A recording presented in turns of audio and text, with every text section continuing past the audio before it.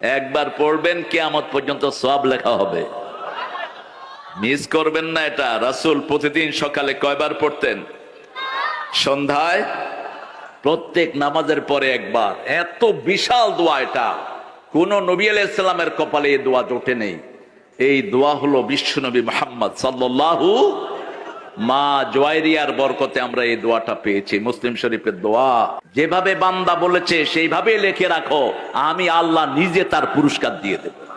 সুবহানাল্লাহি ওয়া বিহামদিহি আদাদা খালকিহি ওয়া রিদা নাফসিহি ওয়া জিনাত আরশিহি।